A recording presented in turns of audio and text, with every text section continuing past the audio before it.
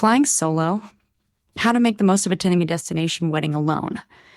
Destination weddings are enchanting affairs, often held in exotic locales with the promise of unforgettable experiences and intimate ceremonies. But what happens when you're invited as a single guest and the bride and groom aren't offering a plus one? For some, this can lead to hesitation and feelings of isolation, but it can also be an opportunity to embrace new experiences, meet fascinating people, and truly enjoy the magic of the moment. If you're facing the dilemma of attending a wedding solo, this guide will walk you through the emotional, social, and logistical aspects of making the most of your experience. Let's dive into how you can not only survive but thrive in a destination wedding without a plus one. 1. Understand the etiquette and your rights as a guest. When it comes to attending weddings, particularly destination ones, the etiquette can sometimes feel like a gray area. Should you feel obliged to attend if you're invited, even without a plus one? The simple answer is no. Couples often have a vision for their big day, and sometimes that vision doesn't include additional guests, whether for budgetary or personal reasons. According to etiquette experts, guests are not required to attend weddings that don't align with their comfort levels. So, if you find yourself facing an invitation to a destination wedding without a plus one, don't feel obligated to attend just because the invitation was extended. On the other hand, if you're in a position where you're considering going alone, remember that it's your right to set boundaries and make choices that feel right for you. No one should feel pressured to attend a social event if it's going to cause discomfort, especially when it comes to long-distance travel. Couples, especially those hosting destination weddings, are often aware of the burden their guests may face when attending alone. If they know you well enough, they might have considered providing a plus one. However, if they haven't, it doesn't necessarily mean they are being inconsiderate. It may just be a matter of budget, space, or logistics. In short, etiquette allows for the freedom to decline an invitation without guilt, and it's essential to honor your own feelings when navigating these situations. 2. When to politely decline, trusting your comfort. Choosing not to attend a wedding is not always a reflection of how much you care for the couple. It's about acknowledging your personal limits and comfort. Some guests may find the idea of attending an event as significant as a wedding without a companion overwhelming. The emotional weight of being the only single guest, or the fear of feeling isolated in a sea of coupled-up attendees can be daunting. If the thought of attending alone weighs heavily on your mind, it may be time to reconsider. You don't need to go to a wedding just because it's a once-in-a-lifetime event. Instead, assess your own emotional readiness and what feels right for you. Are you prepared to attend and embrace the experience, or will it leave you feeling out of place? Pro tip: if you're still unsure, consider speaking directly with the couple. They may offer some personal insight or assurances that could change your perspective. You might find that they are more than happy for you to attend solo, and that the invitation is an acknowledgement of your relationship with them. 3.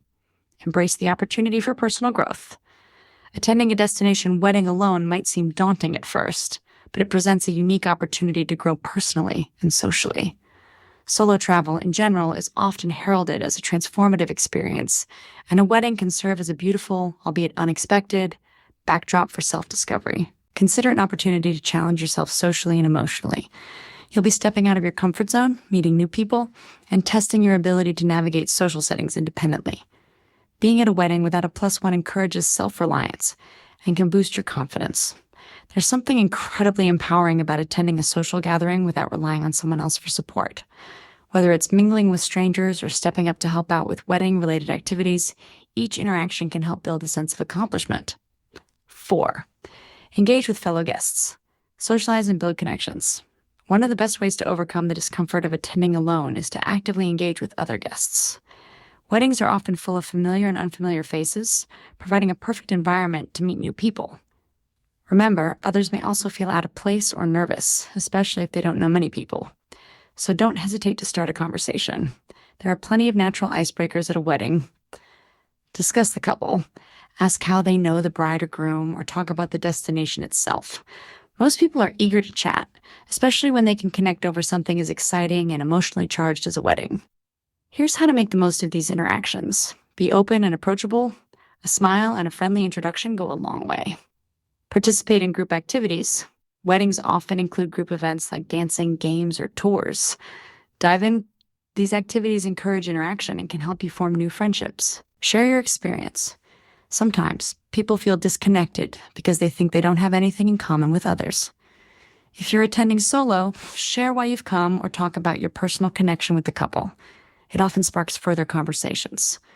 By initiating small conversations and allowing yourself to be open to new people, you can transform the experience into an exciting opportunity to build meaningful connections.